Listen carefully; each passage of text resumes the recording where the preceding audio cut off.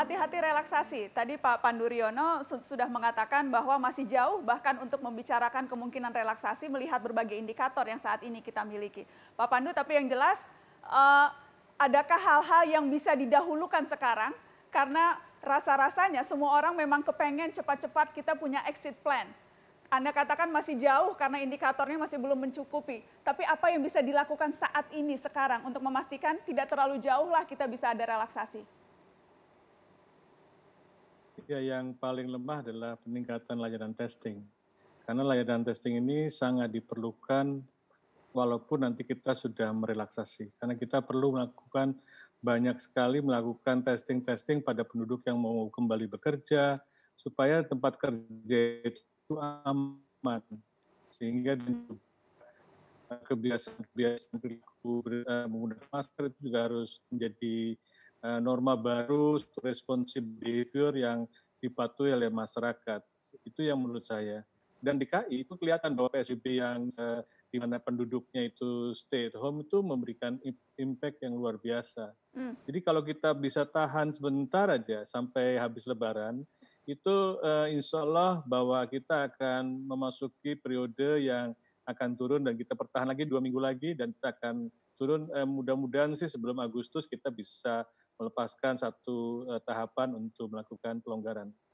Jadi prediksi sebenarnya Anda jadi Agustus baru kita bisa mulai betul-betul melihat mana yang bisa direlaksasi. Tapi belum sekarang ya Pak? Agustus paling cepat? Belum sekarang. Ya, Agustus. Dan ketika sampai Agustus, karena kan misalnya Pak, tadi saya berbincang dengan ibu yang masih deg-degan melepas anaknya pertengahan Juli sekolah. Kemudian juga ada suara-suara ingin kembali beribadah ke masjid. Ada wacana Kementerian Agama hendak membuka masjid lagi untuk ibadah. Apakah memang kalau nanti relaksasi, dari segi urgensi dan resiko, mana yang bisa dipending, mana yang bisa dimulai lebih awal, Pak Pandu? Yang mulai bisa dilonggarkan adalah kegiatan-kegiatan yang tidak langsung memberikan pelayanan ke publik. Karena itu yang paling penting, kalau masih memberikan pelayanan publik itu masih ada penerapan jaga jarak dan sebagainya. Seperti kafe, warung, kalau mau dibuka, tapi harus jaga jarak dan sebagainya. Tapi untuk sekolah mungkin belum bisa. Mungkin sekolah nanti pada tahap berikutnya yang mulai dibuka, mulai SD kampus, mulai kemudian berikutnya. Ini yang menurut saya secara bertahap. Salah satu industri manufacturing pekerjaannya mulai pada saat awal mungkin bisa dilakukan, tapi tetap melakukan protokol-protokol kesehatan tadi. Jadi kita sudah melihat jenis-jenis pekerjaan apa saja yang dimungkinkan pada tahap pertama yang paling rendah risikonya, bukan berdasarkan usia, tapi berdasarkan jenis pekerjaan. Berdasarkan jenis pekerjaan. Baik, saya ingin ke Bang Faisal Basri. Bang Faisal, kalau retail begitu, ini kan juga sudah ada suara-suara retail pusat perbelanjaan dibuka, kemudian juga ada suara supaya masyarakat tidak terlalu stres begitu, jadi bisa tetap jalan-jalan ke mall, bahkan ada salah satu alasannya seperti itu melonggarkan PSBB. Dilema antara kesehatan dan ekonomi ini terjadi di semua negara, bukan hanya di kita. Anda sebagai ekonom melihatnya bagaimana, Bang Faisal? Iya. Orang meninggal nggak bisa recover ya, tapi ekonomi bisa recovery. Jadi perkiraan IMF 2021 kita recover penuh gitu, bahkan pertumbuhannya bisa lebih tinggi dari 2019. Tapi tahun ini ya turun, kalau menurut Bank Dunia kalau worst case scenario-nya bisa minus 3,5. Nah oleh karena itu jangan dibawa ke trade off, kalau ini menurut saya sequence. Prediksi ekonomi akan semakin memburuk kalau penanganan pandemiknya tidak efektif. Oleh karena itu saya sangat mendukung 1000% tes. Dengan tes kita bisa mengetahui kekuatan lawan itu seperti apa dan kita bisa penetrasi dengan senjata yang paling efektif. Tapi kalau kita kerja, relaksasi, tapi tidak ada tes, ya bencana. Jadi tolong deh, masa 10.000 sehari, ya kecepatannya lebih cepat virusnya daripada tes kita, ya kita kalah dengan virus. Oleh karena itu jangan bermimpi kita bikin timeline. Kalau tidak sanggup, maka mobilisasikanlah secara nasional seluruh kedutaan kita di dunia, cari itu yang namanya alat-alat tes itu, reagent lah, apalah gitu ya. Dan yang reliable, jangan dikasih ke calo-calo. yang melakukan mencari keuntungan besar-besaran di tengah pandemi ini gitu. Disinilah letak pentingnya pemerintah pusat itu. Nah kalau daerah, serahkanlah daerah itu yang paling tahu.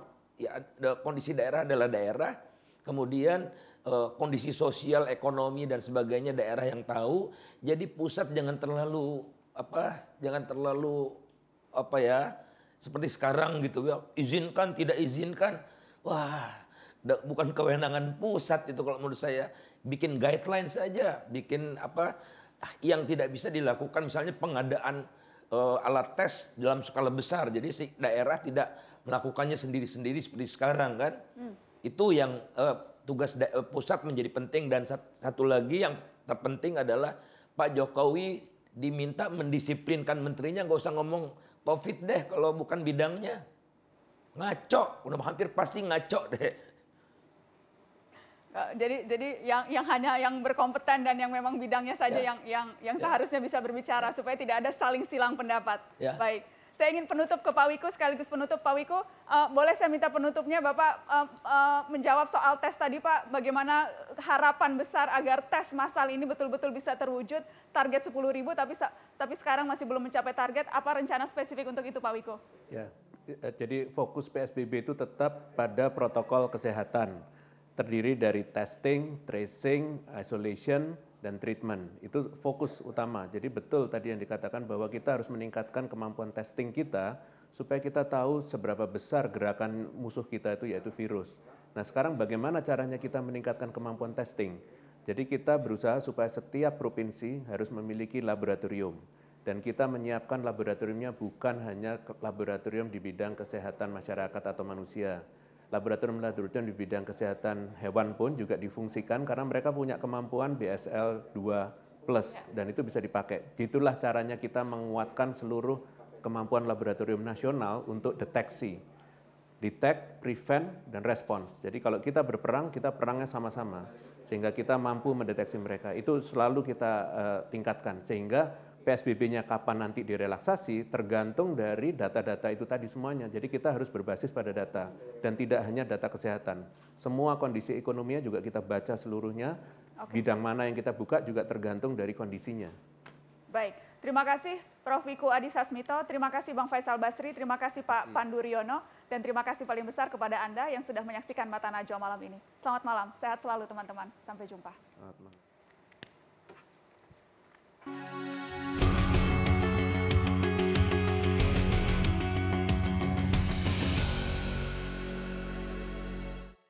Sangat mungkin pandemi ini masih akan berlangsung lama jika vaksin dan obatnya belum ditemukan juga. Dilema kesehatan dan ekonomi akan muncul berkali-kali selama pandemi belum dinyatakan telah total berhenti. Hindari kebijakan dan pernyataan yang berubah-ubah. Inkonsistensi amat rentan memicu arus gelisah. Matangkan saja dulu segala rencana dan keputusan agar pernyataan dan penjelasan tak saling bertabrakan. Keputusan apapun mesti didasarkan data yang kuat. Buka tutup wajib didasari statistik yang akurat. Inilah saatnya mendengarkan ilmu pengetahuan, bukan para pembisik yang mencari peruntungan. Kami adalah jiwa-jiwa yang hidup dengan nyata. Rakyat bukanlah noktah-noktah di dalam kurva. Dengarlah nyanyi sunyiku, bait risauku, rindu terpendamku, menyala dalam hayatku, duka padamu, duka padaku, saling lebu, menghalau awan mendung. Kemanusiaan itu seperti terang pagi, rekakan harapan, menepis kabut gelap.